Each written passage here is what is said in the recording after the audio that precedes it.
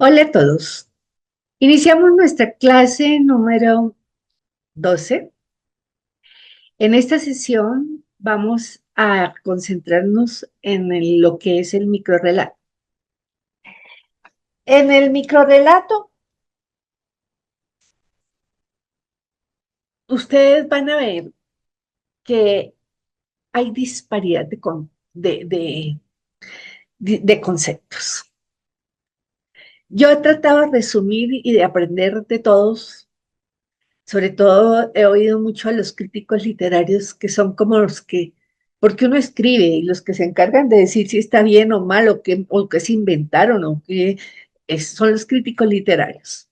Entonces me encanta oír la crítica literaria para ver y aprender de ellos también mucho. El microrrelato, como les dije yo, empezamos diciendo que en esta etapa estábamos viendo simplemente el género narrativo al cual en mi concepto les iba a incluir lo que era novela, que ya aprendimos todo lo de novelas, lo único que cambia es la extensión frente al cuento, que no podemos hacer novelas porque si no nunca acabaríamos.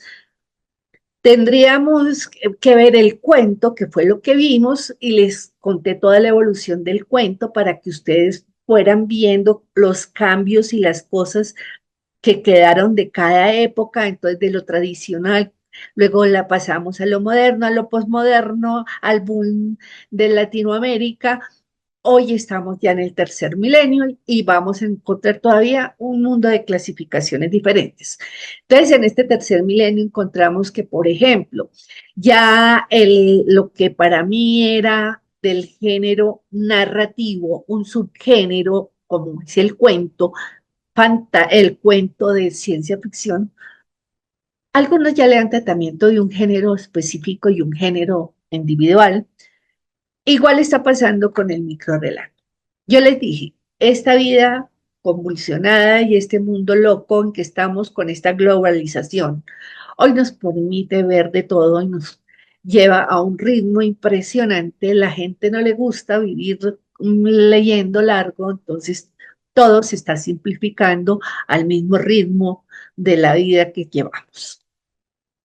Entonces, independientemente de que sea un género,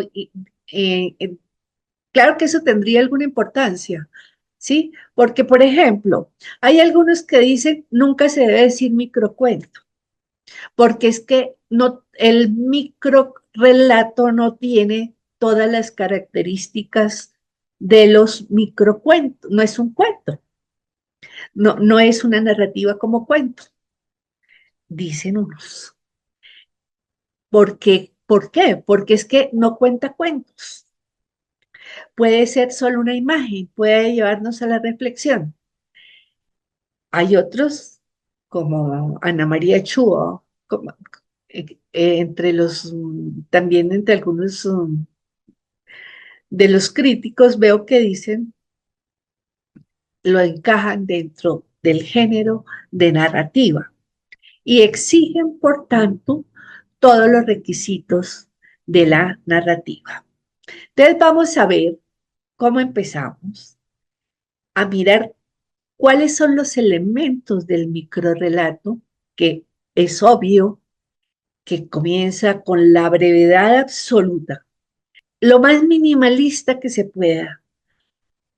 Entonces, ustedes van a encontrar cuentos desde 6 palabras, como el de El dinosaurio, que 7 tiene ese, hasta cuentos, según Ana María Chua, tiene que ir hasta máximo 500 palabras, para otros máximo 300. Como les digo, aquí no hay unanimidad en los conceptos.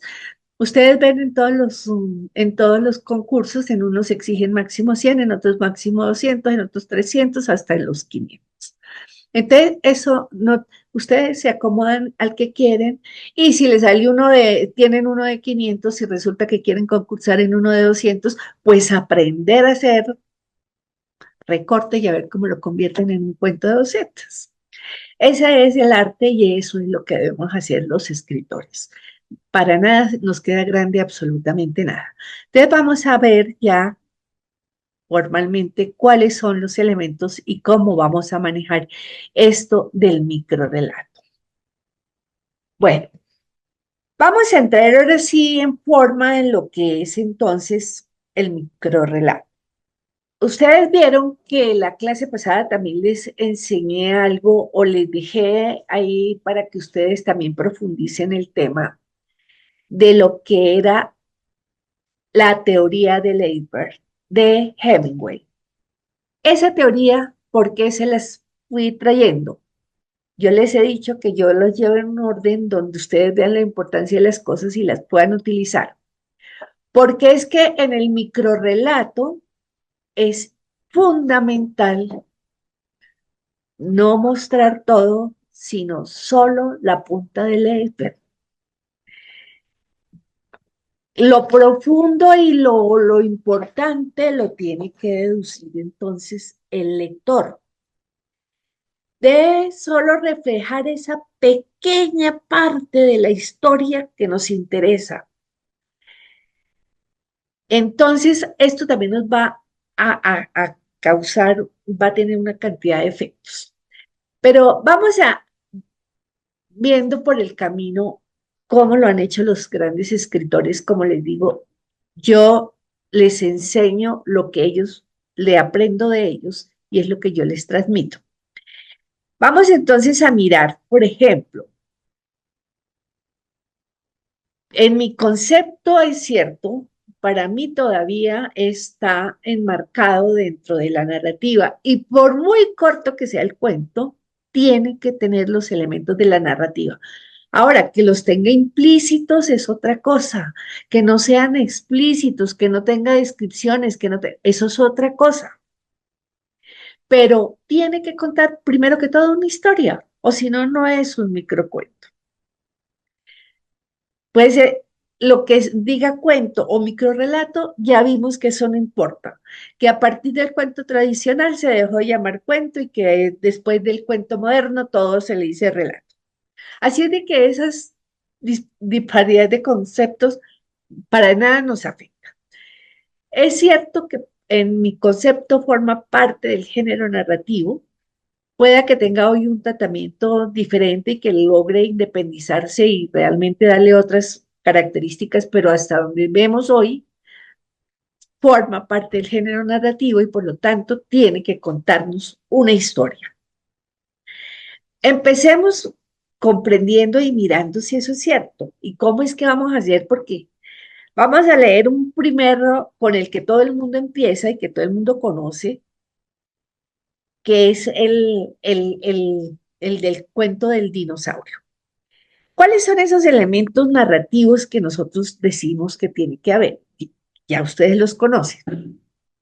Decimos que tiene que haber una voz narrativa.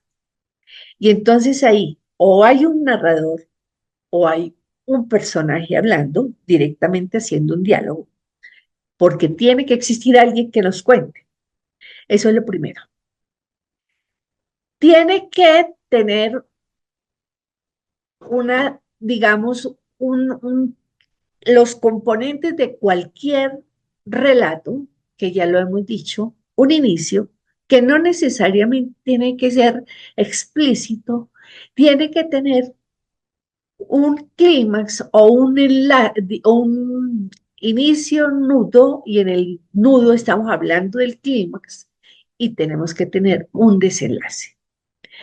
Igual que en cualquier cuento, ese desenlace ya sabemos que lo podemos hacer con un final sorpresivo, se puede hacer también en un microrrelato, o simplemente dejar los finales abiertos que llevan a la reflexión y que obligan al lector a crear su propio final, porque ese es el fin y lo que se pretende. Entonces, con muy pocas palabras, utilizando entonces la teoría de Leiber, de Hemingway, vamos a mostrar muy poco. Veamos cómo entendemos esto viendo el ejemplo del dinosaurio. ¿Qué nos dice el cuento del dinosaurio? Dice, cuando despertó el dinosaurio, todavía es, cuando despertó, coma, el dinosaurio todavía estaba allí. Miren la importancia de la puntuación. Cuando despertó. ¿Quién despertó? No nos está diciendo, pero ahí hay un personaje, ¿cierto? Y luego nos dice que el dinosaurio todavía estaba allí. O sea que hay dos personajes. El que despertó, que no sabemos si es otro dinosaurio, si es una persona, si es un extraterrestre, si es, no sabemos quién es, pero nos insinúa que ahí hay un personaje. Entonces ya tenemos un narrador que nos está contando en tercera persona. ¿Y cómo sabemos que es en tercera persona? Porque nos dice, nos está contando que cuando alguien despertó, el dinosaurio todavía estaba ahí. Cuando él nos dice todavía, quiere decir que antes de dormirse estaba el dinosaurio, ¿sí o no? O ya no, o sea que ya nos está contando una historia. Era algo que había y que cuando despertó todavía seguía ahí. Y ahí viene el final que nos dice, nosotros tenemos que deducirlo todo. ¿Qué puede pasar? Y entonces fíjese cómo esto, al igual que la poesía, porque tiene dentro de sus límites también poesía, es fronterizo con la poesía, con los aforismos, con el chiste, con los que ahora con cualquier cosa, hasta con los haikus, con todo. Cuando nos dice, nos está diciendo, entonces, ¿esto qué podemos pensar? ¿Será un simbolismo? Nosotros sabemos que los dinosaurios, esos fumadores, vemos que les dicen, ole, te parece un dinosaurio, se quedó en la época prehistórica todavía fumando, dañándose los pulmones, ¿no? Decimos eso viejo, eso que no entiende, eso que ya era prehistoria, ya los fumadores no existen, ¿no? Le decimos, hola, dinosaurio, el que fuma. Entonces, ¿qué nos quiere decir cuando despertó y quién despertó? Él todavía estaba ahí. Él estaba teniendo una pesadilla o él tenía un problema viejo y una cosa, si lo queremos ver simbólico, y se metió, se acostó con esa angustia existencial y despertó y seguía el mismo problema ahí. Mire todo lo que podemos pensar. Entonces, ¿qué significa? Que en 7 palabras sí nos contaron una historia. Además, tiene una estructura. La estructura puede ser fraccionada, porque vimos cómo ahora eso es típico en la nueva literatura, solo traernos una fracción de tiempo, un minuto, puede ser lineal o puede ser con saltos en el tiempo, pero hay una estructura también ahí. Ahora, implícito, porque no nos está diciendo dónde, hubo un inicio y hubo un final. Si vieron, cuando nos pone a reflexionar en ese final abierto, nosotros podemos pensar, era una pesadilla y resulta que se durmió o lo venía persiguiendo un dinosaurio, se cansó, se durmió y se despertó y él ya estaba ahí, otra vez el dinosaurio, y eso trae consecuencias, se lo va a comer, ¿qué va a pasar con el hombre? Eso lo dejan a la imaginación entonces del lector. Vean ustedes, pues, que ¿qué hizo ahí el Monterroso, que es el autor de este cuento? Solo dejarnos un pedacito de Leiber para que nosotros hagamos nuestras propias conjeturas. Entonces, lo primero que yo veo, el microrrelato no es tampoco así como para salir.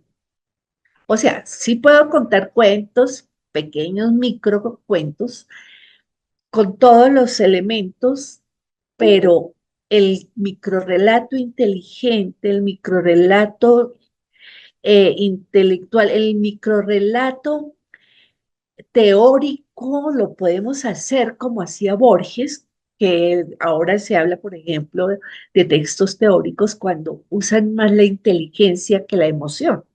Podemos hacerlos. Y quedan fabulosos si simplemente ponemos a pensar a la gente y a reflexionar con pocas palabras, donde la brevedad es lo primordial. Entonces, ahora sí, viendo que hasta en la mínima narrativa tenemos una historia y tiene que tener una historia. Vamos a ver entonces los elementos de cualquier micro relato. Entonces, puede tener, primero que todo, una acción mínima. Tiene que tener. Que nosotros vimos que de los elementos tenía que tener la acción, tiene que tener el espacio, tiene que tener el tiempo, ¿sí? Todo eso lo podemos minimizar. ¿Cómo? Yo les dije a ustedes que hay una forma que es haciendo las elipsis, o sea, cuando uno corta y quita y deja solo lo importante.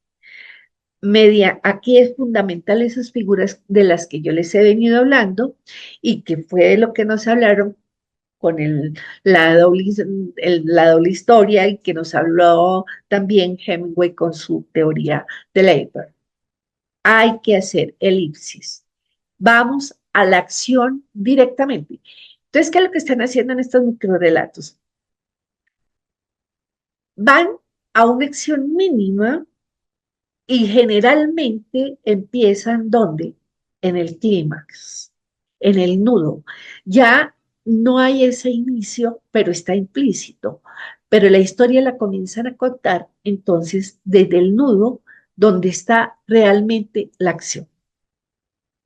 Entonces, esa es una característica del microrrelato.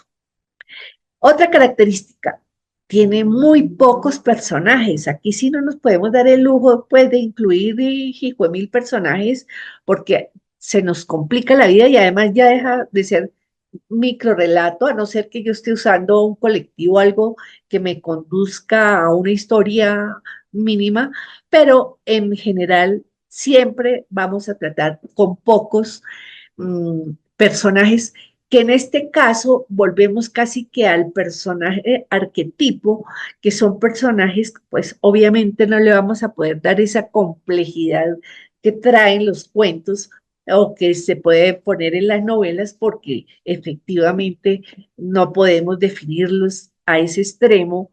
De pronto en la conversación, si lo que vamos a hacer es parte del clima, es por ejemplo, un coger una parte emotiva o una parte de un conflicto, que podemos centrarnos en ese pequeño conflicto, pues podemos decir mucho, ¿sí? Pero en general, pues los personajes son arquetipos, se hablará del juez, de la chica, pero no hay modo de empezar a describirlos ni a describir el personaje. Eso no se ve en el microcuento. Si no te podemos hacer en microcuento también, igual que en la narrativa, tenemos que seleccionar un tono. Y entonces nosotros decimos, bueno, generalmente, y lo que más se usa, digamos que en el microcuento es el tono humorístico, el tono, un tono irónico, un tono con sátiras, pero siempre debe haber ingenio, porque es que sacar de lo mínimo algo profundo que hagamos sentir y que la gente comprenda y que la lleve a la reflexión. Entonces, el tono también es importante. Por ejemplo, a ver si yo encuentro algo que les pueda mostrar de un tono con humor, por ejemplo. A ver si entre los que yo tengo por acá, aquí hay uno con tono de humorístico, un microcuento para que ustedes me vayan consiguiendo, me vayan entendiendo el concepto. Empezando, pues ahí les voy mostrando el título que es vital también en estos microcuentos, es parte fundamental porque nos va a decir mucho. Mire, les leo este, que se llama Confesión del vampiro inmunodeficiente. Estoy trabada, de Antonio Muñoz Molina. ¿Qué dice el cuento? Al comprobar que el crucifijo era inútil, esgrimió ante mí, también en vano, un certificado médico. Si yo leo esto simplemente así, antes de decirles a ustedes que es un vampiro inmunodeficiente, pues, ¿qué me está diciendo? Nada. Entonces, fíjense que aquí el humor, pues imagínese usted un vampiro que no puede tomar sangre, entonces es un problema grave, ¿cierto? Pero si no nos lo dicen en el título, pues nunca sabemos en dónde está el chiste. ¿Cuál es el problema de ese pobre vampiro?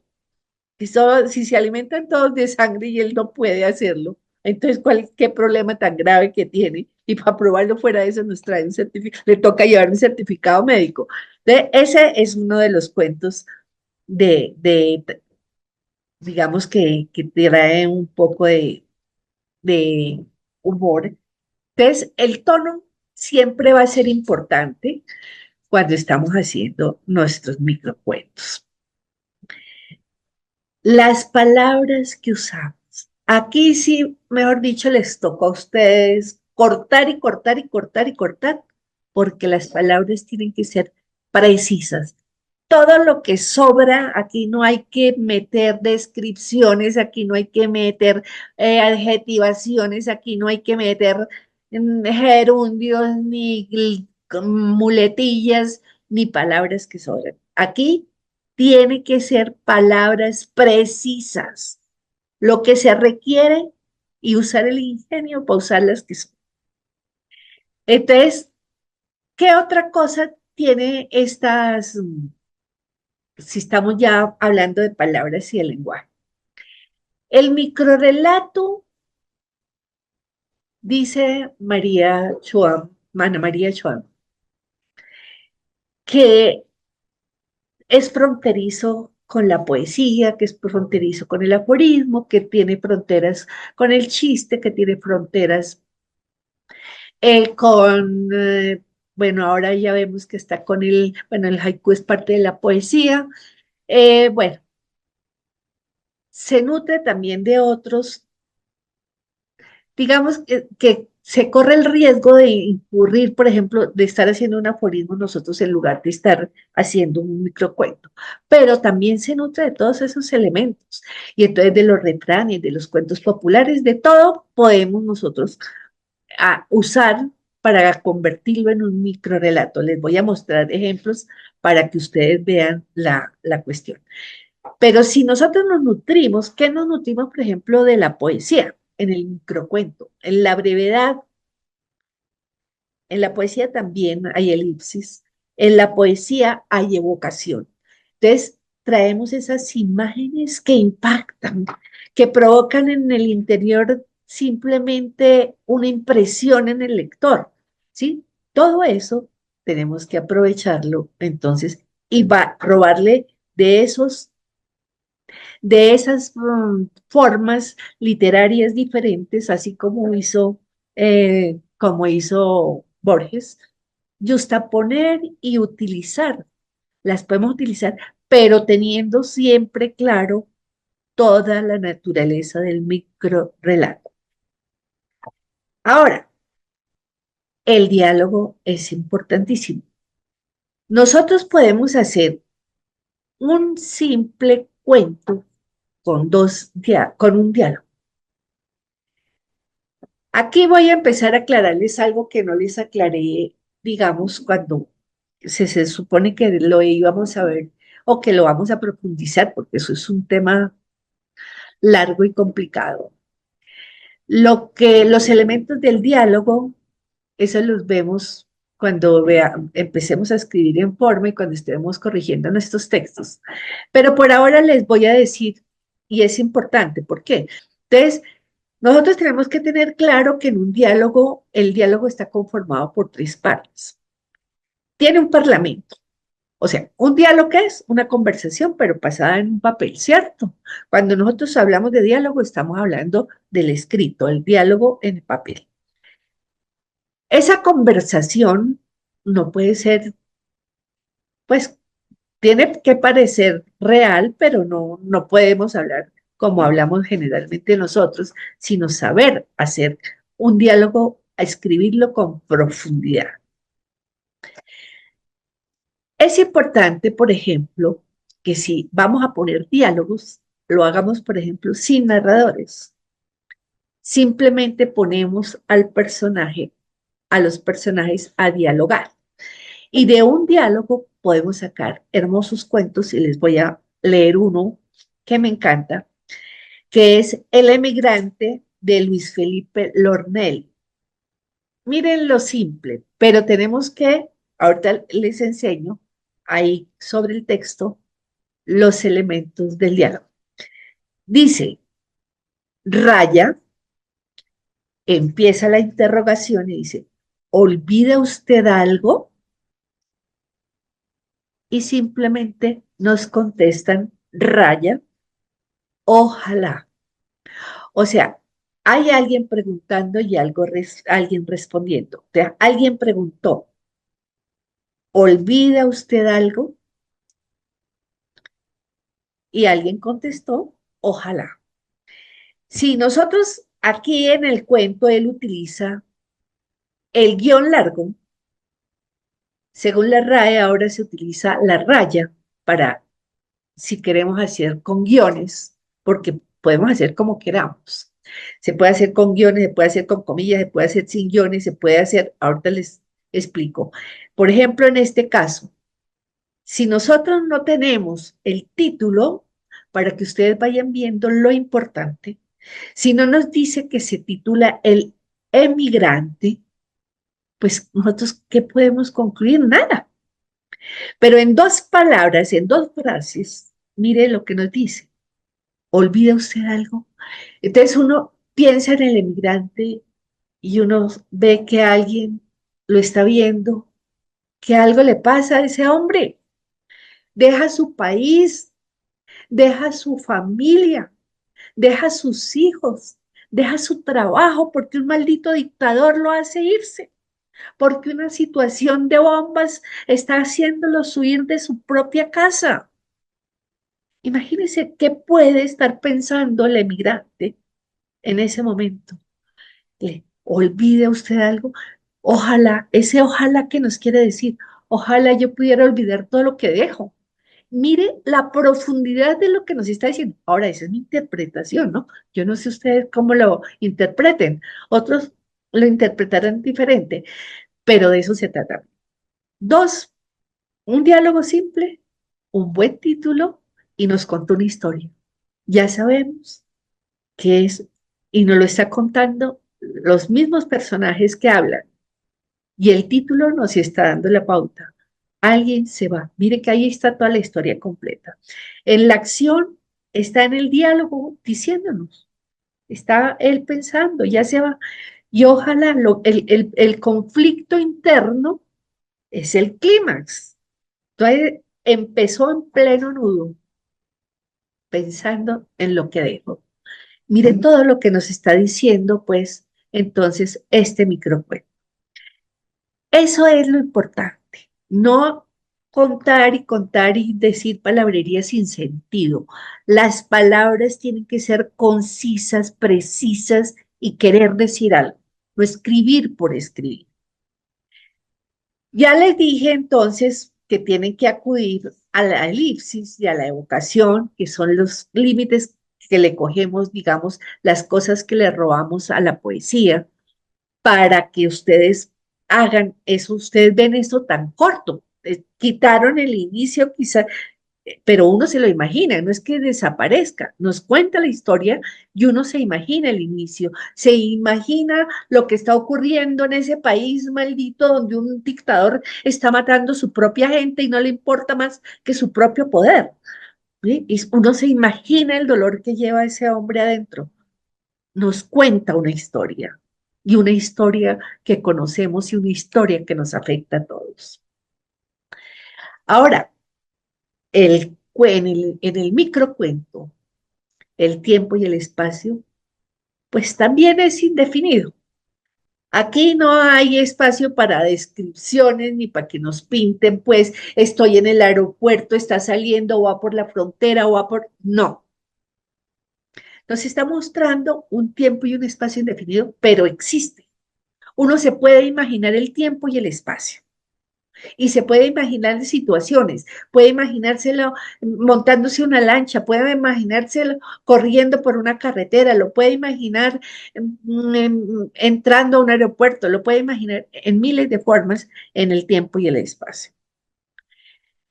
Ahora, los finales en el microrrelato también tienen que ser imprevisibles y conducirnos mayormente a la reflexión. O sea, intentar hacer microrrelatos abiertos. En el microcuento tiene que existir el conflicto también de alguna forma. Miren este conflicto tan tenaz en tan pocas palabras. El uso, entonces, por ejemplo, podemos, ella dice, Ana María Schwab dice que se rompen los límites. Vamos a ver si o uno puede coger, hacer intertextos también, intertextualidad como lo hacía Borges, ¿sí? Partir de otros personajes ya de grandes autores o de grandes libros y hacer un microcuento con base en ello. Les voy a mostrar uno, por ejemplo, que es tomado del folclore, un cuento del folclore, y además que es humorístico. Este me parece a mí genial. Se llama Un reloj de sol y es tomado del pueblo de los tontos en el folclore alemán. O sea que mire que nos pueden servir todos esos cuentos anónimos y los podemos traer y convertir en microcuentos y ya manejados de otra manera. Dice el cuento, después de muchas horas de discusión y de un cuidadoso análisis de las ventajas y desventajas, coma, las autoridades decidieron construir un hermoso reloj de sol en la plaza del pueblo, con punto, con un buen techo amplio, coma, para que no se mojara. ¿En qué quedó entonces el reloj de sol? Si le pusieron un techo encima, ¿cómo va a poder dar las horas? ¿No? Entonces es un cuento humorístico basado en digamos, en un cuento, era lo que llamaban cuentos en esa época, tradicionales, que se pasaban boca a boca. Entonces, nosotros podemos nutrirnos de esos cuentos y traerlos ahora a la realidad. El cuento, el microcuento, si le dejamos un final abierto o siempre es importante que conduzca a la reflexión del lector y que lo ponga un poquito a pensar. Vamos a leer otro para que ustedes entiendan, uno de Gabriel Jiménez Semán, que se llama Hombre Invisible. Aquel hombre era invisible, coma, luego sigue pero nadie se percató de ello. Pero nadie se percató de ello. Mire la historia. Además, aquí, ¿para qué les traigo este cuento? Si ustedes cogen cosas surrealistas, si ustedes cogen cuentos de lo absurdo, los vuelven súper breves, ustedes están haciendo un microrelato. ¿Con base en qué? En todo eso que nos dejó las vanguardias. Entonces, aquí, pues, es como un cuento del absurdo, ¿no? Si el hombre era invisible, pues nadie se percató, pues nadie se percató. Cuando nosotros utilizamos el pero, siempre es porque hay como una contradicción. Aquí nos ponen un pero y continúa con el mismo cuento, no hay contradicción. El hombre era invisible, pero nadie se percató de ello. Entonces,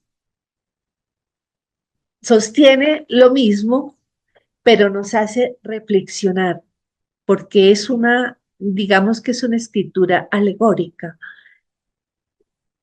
¿Qué es ser uno invisible? ¿Cuántas personas no somos invisibles frente al mundo? Estamos aquí, pero nadie nos mira, nadie nos tiene en cuenta. Nacimos invisibles, vivimos invisibles. ¿Sí? Es un problema de fondo, es algo. No hay quien nos haga visibilizar. ¿Qué nos puede hacer visibilizar? Empieza con un absurdo que podemos tomarlo, como les digo yo, de, por ejemplo, del surrealismo, pero termina entonces haciéndonos reflexionar sobre algo. Eso es fundamental en el cuento, la reflexión. Ahora, miremos estos límites de que nos habla Ana María. Veamos los límites con el aforismo. A ver, uno puede utilizar todo eso sin caer en el aforismo, puede utilizar los mismos aforismos para los cuentos. ¿Qué eran los aforismos? Eran unas máximas morales, antes unas sentencias morales. Todo con este tercer, en el milenio nuevo, todo cambia. Hasta los aforismos han cambiado. Entonces ya dejaron de ser máximas o sentencias de carácter moral y lapidaria como se hacían antes, y ya tienen, tienden a ser poéticos, tienden a ser filosóficos, tienden a ser políticos, irónicos, humorísticos, y ahí pusieron de moda todo lo que nos dejó Borges, ¿no? Entonces, podemos utilizarlos para hacer nuestros propios microcuentos. Vamos a leer algunos aforismos para que ustedes lo comprendan. Primero comprendan el aforismo y ven qué pueden sacar de él, porque no podemos caer en el aforismo puro, sino que tenemos que hacer de eso que relata de pronto un microcuento. El aforismo puede ser mariposa, poético y alado, de procedencia oriental. Ahora, el aforismo puede ser grave y pesimista, y entonces nos lleva a esos aforismos moralistas de los franceses. Puede ser burlón, pero con un humor inteligente. Fíjense que ya la emoción no es tan importante, importa la cabeza, el uso de las palabras inteligentes. El aforismo puede ser místico y misterioso, puede ser paradójico, puede ser cínico, puede ser prudencial, puede ser científico. Pero si nosotros leemos, de allí podemos armar microcuentos sin llegar a ser aforismos. Entonces, vamos viendo pues algunos, vamos viendo para ir quitando, digamos, esos, para no incurrir en por ejemplo, yo puedo coger lo de la poesía, como les digo, la evocación, la sugerencia para hacer el cuento, pero no es poesía. Yo tengo que saber que si yo paso el límite y solo hago imágenes y solo hago figuras retóricas, y estoy ante la poesía y no estoy ante un microcuento. Entonces, tenemos que tener muy claro que podemos robarle a esos, a los aforismos ciertas cosas, a los refranes, a los cuentos tradicionales, a los cuentos famosos, convertir, hacer un microcuento con el de Borges, podemos hacer así como hizo sus cronopios, también Julio Cortázar, son microcuentos interesantes donde nos iba enseñando además a escribir. También los podemos basar en cuentos populares y aquí les traigo otros ejemplos. Por ejemplo, este de Juan Armando Eppels, que se llama Para mirarte mejor. Aunque te aceche con las mismas ansias, coma, rondando siempre por tu esquina, coma, hoy no podríamos reconocernos como antes, punto. Tú ya no usas esa capita roja que causaba revuelos cuando pasabas por la feria del parque florestal. Hoy, mire, ya hasta la ubicó en un parque forestal, hojeando libros o admirando cuadros.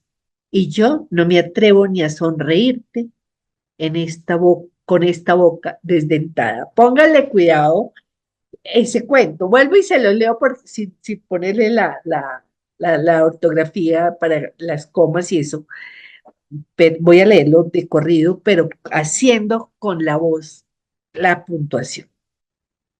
Aunque te aceche con las mismas ansias, rodando siempre tu esquina, hoy no podremos reconocernos como antes. Tú ya no usas esa capita roja que causaba revuelos cuando pasaba por la feria del parque forestal, hojeando libros o admirando cuadros, y yo no me atrevo ni a sonreírte con esta boca desdentada. A quien están emulando, están haciendo un cuento nuevo con la Caperucita Roja, y lo hicieron en un microcuento, ¿sí? Y ya nos están contando la historia del lobo que ya está viejo, no tiene ni dientes. Él mismo hace otros que no se los voy a leer, pero se los recomiendo, que es continuidad de la continuidad de los parques. Entonces él continúa y termina el cuento del que les puse a ustedes a leer de la continuidad de los parques, y otro que se llama de Caperucita, que dice nunca es tarde. Les leo este que es menos largo, pues. Caperucita estaba aburrida de que cada vez que un lector tome el libro y lee, termina primero baboseada y después despedazada por el lobo, saliendo finalmente a través de una chapucera autopsia de cazador. Veré, ahí lo leí muy mal. Caperucita estaba aburrida de que cada vez que un lector toma el libro y lee, termina primero baboseada y después despedazada por el lobo, saliendo finalmente a través de una chapucera autopsia de cazador. Para acabar con este ciclo infernal, convenció a una amiguita de hacer sus veces y presentarse en la escena de Marras con la canastilla munida de manjares. La abuela estaba muy viejita y no notaría la diferencia. Le prometió cierto favor como recompensa una vez la sencilla misión fuese cumplida.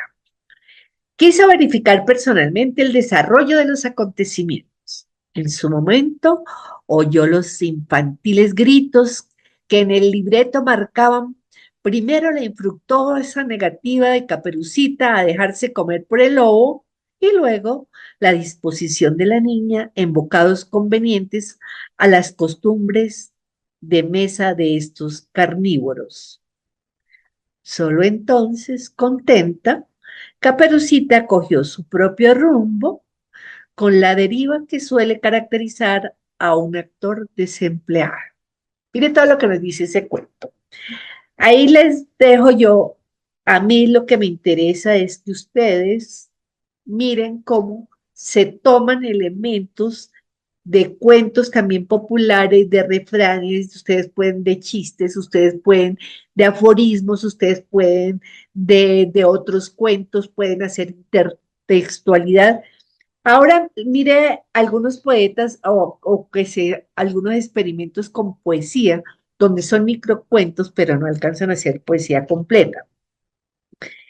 Esto, ahora ustedes pueden meter cosas actuales, pueden meterles temáticas de los WhatsApp, de todo lo que usan ustedes, de esos aparatos supermodernos y todo eso que juegan los chicos y sí, esos mundos virtuales alternos y todas esas cosas que hay ahora. Mejor dicho, hay infinidad de cosas y temáticas, pero hay que ser inteligentes cuando los escribimos y sobre todo minimalista en el lenguaje.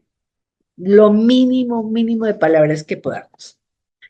Estos ya son unos cuentos todavía más largos, pero a veces ustedes van a ver concursos donde exigen una novela en 40 palabras.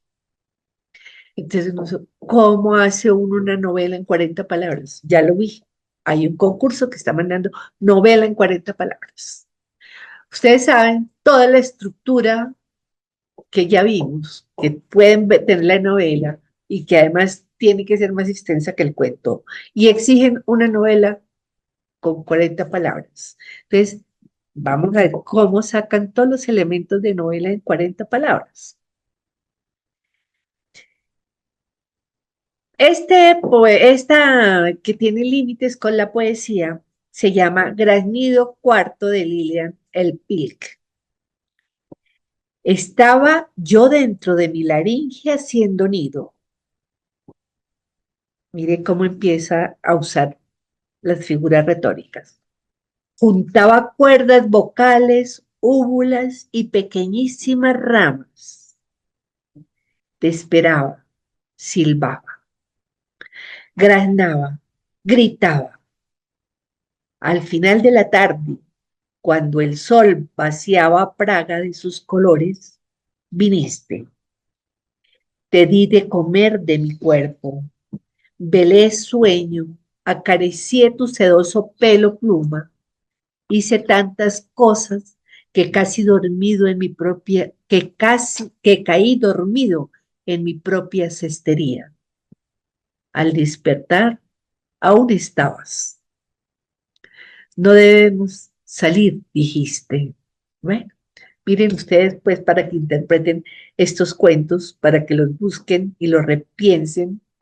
Hay otro que hizo Rubén Darío, que es el, que ya sabemos que es un gran poeta. Te los voy a leer, que me encanta.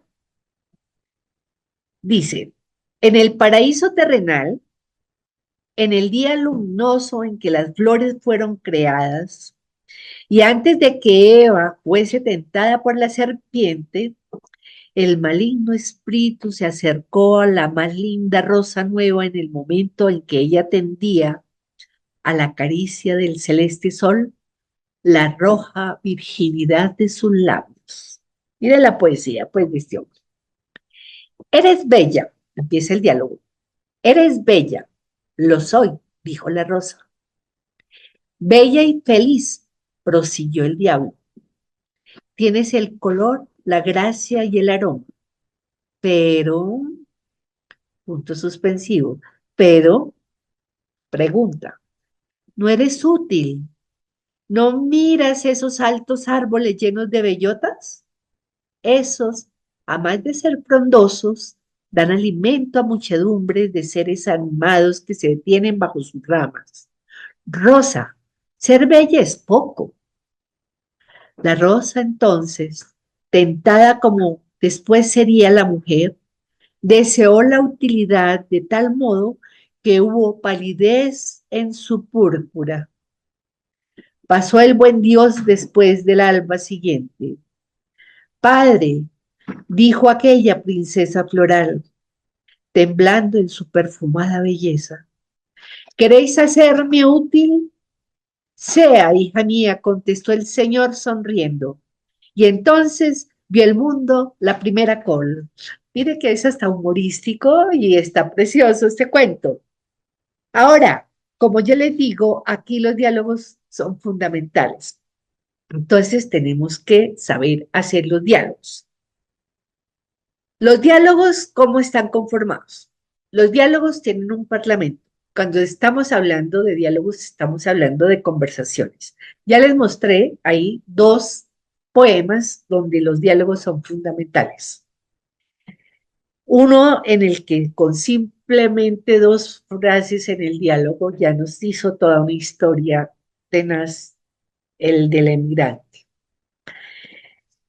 Entonces, el diálogo por regla general tiene un parlamento, que es esa parte que el dialogante le cuenta a otro, lo que le dice a otro, ¿cierto? Ese es el parlamento. En algunos vamos a encontrar un indicador. ¿El indicador qué significa? Que nos está diciendo quién fue la persona que habló, quién fue el dialogante. Y entonces dijo María, gritó José, expresó fulano. Ese sería el indicador. Pero además tiene una acotación. La acotación nos puede mostrar lo que gestos de la persona, nos puede mostrar reflexiones de la persona, nos puede mostrar, hacer una descripción del espacio. Y entonces, esa es la acotación, pero el tratamiento de los diálogos son importantes y la puntuación y todo es fundamental. Tenemos que saber hacer el diálogo. Entonces, depende, por eso les digo, necesitamos una clase completa para hacerlo, porque depende de la clase de signos que yo quiera utilizar. Podemos utilizar, y por ejemplo, la RAE, si uno va a usar, digamos, lo actual, tiene que utilizar la raya. Ya no lo dice ni siquiera guión grande, sino raya.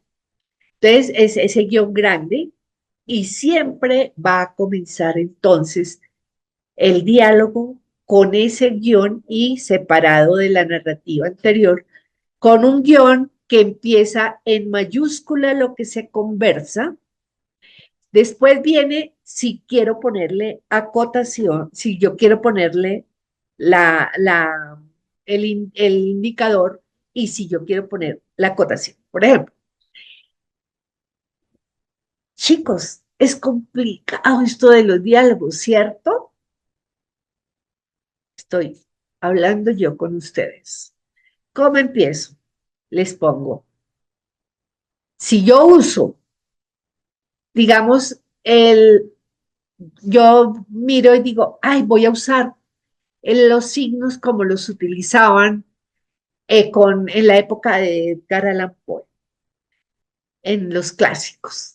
Y entonces allí vamos a ver que usan comillas y entonces nosotros sabemos, hay las comillas clásicas, la comilla inglesa, la comilla española y todas tienen una utilización diferente. Vamos, no, yo quiero utilizar como lo hacía Chekhov, o no, yo quiero utilizar como ya lo hacían los del boom. Entonces yo decido, pero yo miro la convención completa y hago la convención como se hacía en cada época, porque de pronto podemos, solo cuando conocemos las convenciones las podemos romper. ¿Qué quiere decir esto? Si ustedes leen algunos libros de Saramago como ¿cómo es el que se llama? Bueno, esta cabeza mía a veces me falla mucho. Ay, ¿cómo es el del ciego? El del hospital, donde entran todos.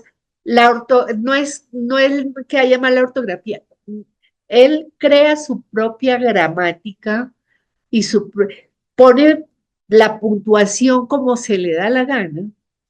Y entonces, o ponen, yo puedo inventar poner solo comas, sino poner puntos, o yo puedo inventar poner solo puntos y comas y no utilizar el punto final, o yo puedo poner en ciertas partes mayúsculas con algún objetivo y no poner, o poner en minúsculas y no usar minúsculas, o quitar unas vocales. Uno, con el tiempo, va creando su propio estilo si quiere. O puede hacer un cuento con un estilo propio. Elmer Mendoza, que es el mexicano que hace eh, literatura negra, también tiene libros sin ninguna ortografía.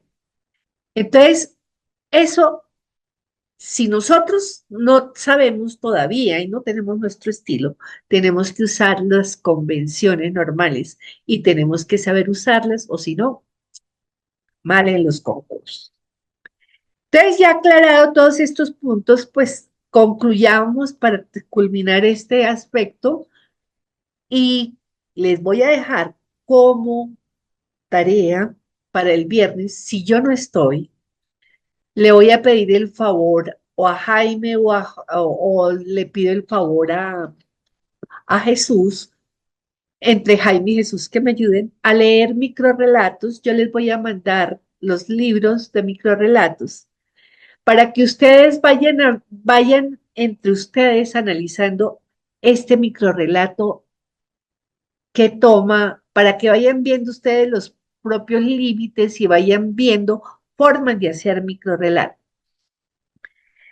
Por ahora entonces vamos y lean microrrelatos, porque es que el problema es que si nos ponemos a escribir sin leer, si estamos mal. Entonces, igual les mandé libros de textos literarios de cuentos de Ray Bradbury, de todos los grandes cuentistas de ciencia ficción. Les hice de varios. Ustedes pueden también leer desde Julio Verne, para que comprendan el concepto y miren, escribió cuando se escribió Frankenstein, imagínense, nadie sabía todos esos monstruos que se pueden crear en laboratorios, cuando están haciendo experimentos, nadie se imaginaba que se podían clonar los seres humanos, nadie sabía que se podían crear seres entre un tubo. Entonces, mire todo cómo va cambiando. Y en esa época no existía la ciencia ficción, para que ustedes van entendiendo el concepto. En este momento hay ciencia, tecnología, química, biología, todo lo que ustedes quieran y que encierra la ciencia. Tenemos que visualizar con todo eso que tenemos que estudiar, como yo les dije desde el comienzo. Si uno va a hacer ciencia ficción, no basta con ver en la televisión las abducciones y las cosas que nos cuentan, sino leer, conocer todo el espacio, conocer toda la literatura, todo, ver en arqueología qué adelantos hay, a ver qué tal que hoy pudieran sacar ya sabemos que del ADN, si lo pueden manipular y podemos sacar a un Tutankamono en esta vida o un dinosaurio como hacen en Jurassic Park, es que se llaman esas películas de ciencia ficción. Todo eso podemos nosotros dimensionarlo y mirar con base en lo que vemos, pero tenemos que estudiar.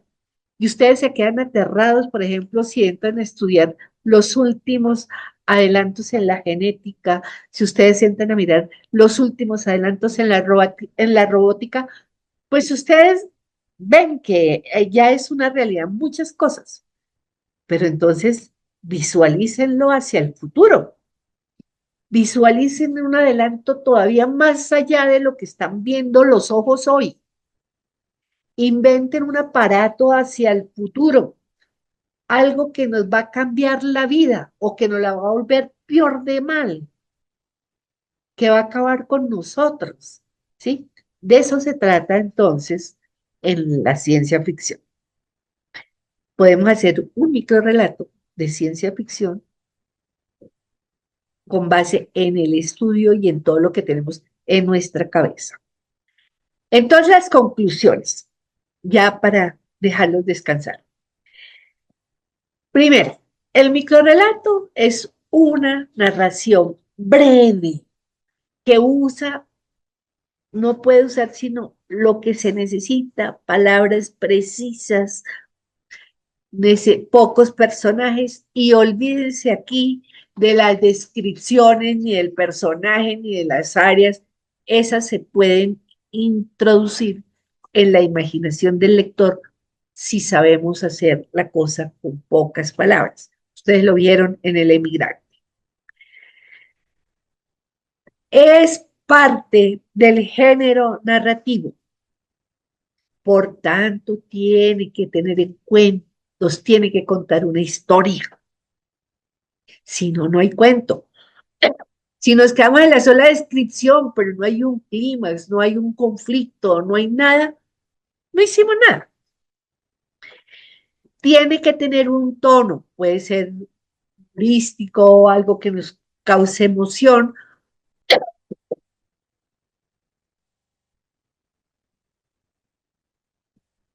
Mire que de los que hemos leído, debe tener algo que conduzca, algo enigmático, debe tener eso, esa ambigüedad que lleve al lector a mirar y a pensar más allá de lo que se le está diciendo, más allá de la literalidad. Los formatos pueden ser cualquiera, ustedes lo pueden hacer con el clásico, con el moderno, con el posmoderno, con el contemporáneo. Todo se utiliza en el microrrelato desde que sea mínimo. Pueden acudir a los límites, pueden acudir y robar parte de la poesía, parte del refrán, parte del cuento tradicional, parte de los aforismos, parte de los cuentos, de los chistes, ¿por qué no? También, desde que nosotros podemos hacer la intertextualidad que ustedes quieran, pero haciendo cuentos minimalistas, diciendo mucho en pocas palabras, qué es lo que importa y qué es lo que nos interesa a todos. Según, por ejemplo, un crítico que yo les recomiendo mucho que lean, que es Lauro Zavala, que también ha tocado mucho sobre el microcuento, él dice que el microcuento debe caracterizarse por la brevedad, por la diversidad, por la fugacidad, por la fractalidad. Ustedes saben que después de todo el boom y desde el postmodernismo, la fractalidad es una constante en todo lo que escribimos y en la virtualidad, dice él. Pero para mí lo más importante es que la narrativa no se olvide, tiene que contarnos una historia. Ya para terminar, les traigo un cuento de Julio Torri, a Circe. Se llama así, a Circe. Circe, diosa venerable, he seguido puntualmente tus avisos, mas no me hice amarrar al mastil cuando divisamos la isla de las sirenas, porque iba resuelto a perderme. En medio del mar silencioso estaba la pradera fatal. Parecía un cargamento de violetas errantes por las aguas. Circe, noble diosa de los hermosos cabellos, mi destino es cruel. Como iba, como iba resuelto a perderme, las sirenas no cantaron para mí. Entonces, mire pues el final de este. Él iba resuelto a que las sirenas cantaran para que se lo llevaran y para que ustedes saben que ellas las encantan y se llevaban a los hombres y no quisieron cantar porque él iba resuelto a eso. Bueno, entra ahí, nos muestra la contradicción y nos hace un super cuento en tan pocas palabras. Espero que con esto ustedes ahora sí miren lo que han hecho, traten de corregir y adecuar las cosas a esto. En el camino vamos viendo más cosas. Si no alcanzo a llegar el viernes, pues por favor, lo que les digo, a Jaime ya a Jesús les pido que me ayuden con lecturas de cuentos y análisis, que son ya personas que pueden ayudarnos y hay mucha gente que les pueden ayudar y me pueden colaborar. Yo voy a tratar de entrar de todas maneras, pero si no, aquí no falla nadie. El viernes estamos en la cuestión virtual y Miguelito, si no pueden ellos, entonces él también nos ayuda. Les agradezco, chicos, y los espero. Chao.